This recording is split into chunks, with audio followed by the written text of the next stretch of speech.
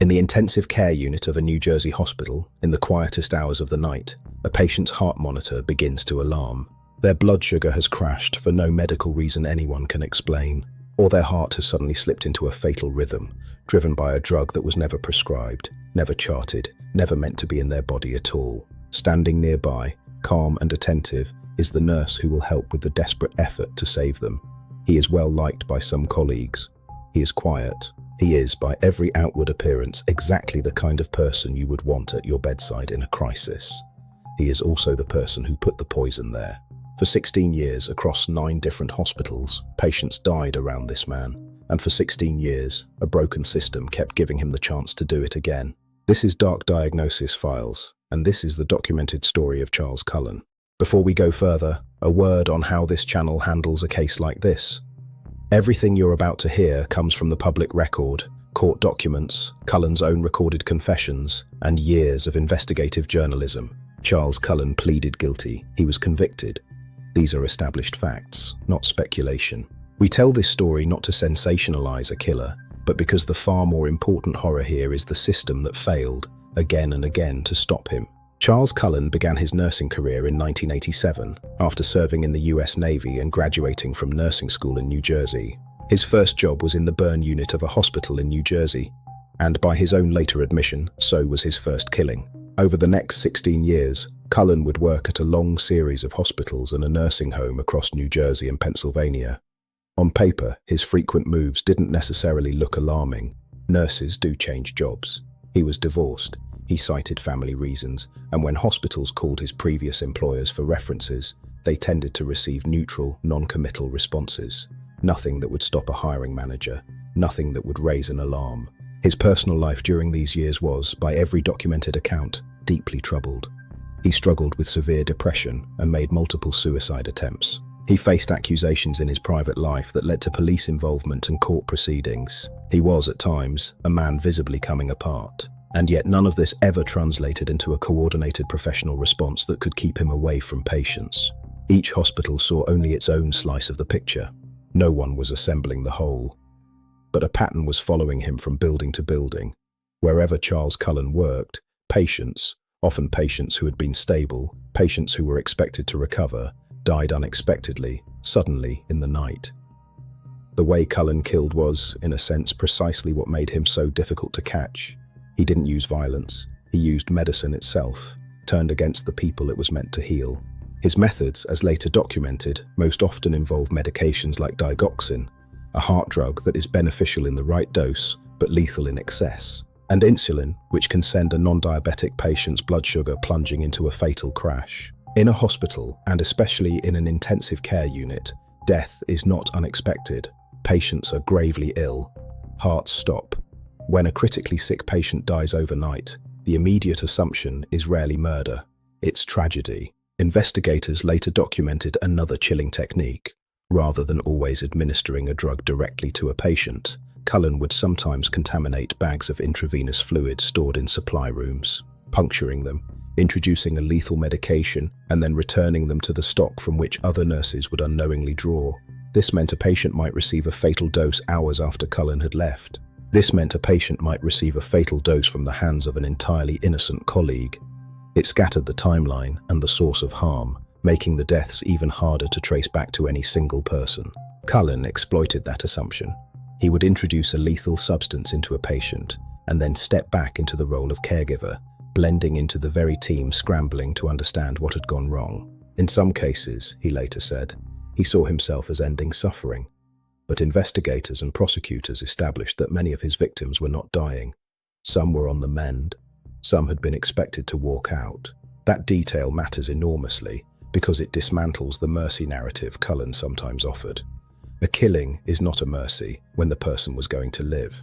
Prosecutors were clear that his victims spanned a range. What united them was not their prognosis, it was simply that they were under his care.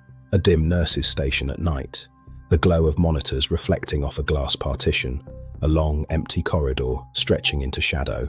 This is where the horror of the Cullen case truly lives, not only in what he did, but in how many people, across how many institutions, sensed something was wrong and did not stop him.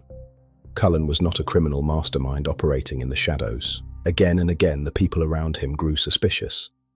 At various hospitals, colleagues noticed the pattern of deaths on his shifts. Supervisors questioned the odd medication discrepancies. Some hospitals investigated him internally. Some quietly concluded he was too dangerous to keep, and then let him resign, or dismissed him for vague administrative reasons, without ever reporting their suspicions to police or state regulators. Why? Fear of lawsuits, in large part. An institution that fires a nurse and openly accuses him risks enormous legal liability. So hospital after hospital chose the safer path for themselves, cut ties quietly, give a neutral reference, and let him become the next hospital's problem. Each time they did, they handed Charles Cullen a fresh supply of patients. Consider what that means. Individual nurses and staff tried to raise the alarm, but the formal system, the one that was supposed to protect patients, repeatedly failed to connect the dots. There was no effective national mechanism to flag a healthcare worker who left a trail of suspicious deaths behind him. He simply moved on, and the deaths moved with him. What finally began to catch him was technology, and one particular piece of hospital equipment, the automated medication dispensing cabinet. By his final job at Somerset Medical Center in New Jersey, the hospital used a computerized system to dispense drugs. Nurses had to enter codes to withdraw medications, and the system logged every request. When investigators later examined those logs, they found something chilling. Cullen was repeatedly requesting and cancelling orders for specific drugs in patterns that made no legitimate clinical sense.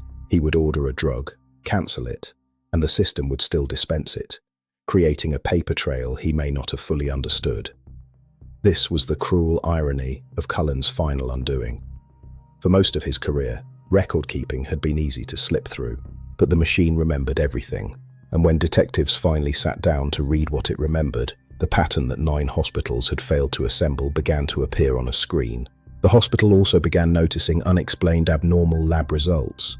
Patients with lethal levels of digoxin or insulin in their blood, who had no medical reason to have received either. An internal review escalated, and this is where one person made the difference that an entire system of hospitals had failed to make for 16 years. A nurse named Amy Loughran had worked alongside Cullen and considered him a friend. He had at times genuinely helped her. But when investigators approached her with what they suspected, and she looked honestly at the evidence and the patterns she herself had glimpsed, she made an extraordinarily brave decision. She agreed to help them. Loughran worked with detectives, helping them interpret the medical records, and then she did something genuinely dangerous. She agreed to wear a hidden recording device, a wire, and to meet with Cullen. She sat across from him, knowing what he was suspected of, and helped gather the evidence that would finally end his freedom. It's worth pausing on the courage that required. This was not a stranger, this was a friend. Loughran did it because she understood something the hospitals had spent 16 years avoiding, that protecting patients had to matter more than protecting a friendship, or a reputation, or an institution. Charles Cullen was arrested in December 2003. What came next was, in its own way, as staggering as the crimes. Under questioning, Cullen confessed, not to 1 or 2 deaths, but to killing dozens of patients across his career. In a recorded confession, he indicated he may have killed as many as 30 to 40 people, though investigators came to believe the real number could be far higher, potentially in the hundreds. In 2004 and the years following, Cullen pleaded guilty to the murder of 29 patients and to the attempted murder of others. He was sentenced to multiple consecutive life sentences. He will never leave prison. So what did this case ultimately change? The Cullen case became a catalyst for real reform, precisely because it exposed the deadly gap that had let him move so freely. New Jersey passed the Healthcare Professional Responsibility and Reporting Enhancement Act, which required healthcare facilities to report disciplinary actions and concerns about clinicians to state authorities. The idea was simple: make it harder for a dangerous healthcare worker to disappear into the next job. By granting hospitals legal protection to speak honestly, lawmakers tried to remove the fear of litigation. In theory, a hospital that suspected the next Cullen would now have both a duty and a shield to say so. The tragedy is the arithmetic of it. This protection arrived only after a body count that took years to even estimate. But it's worth sitting with the weight of what those reforms imply. They existed because, for 16 years, the opposite had been true.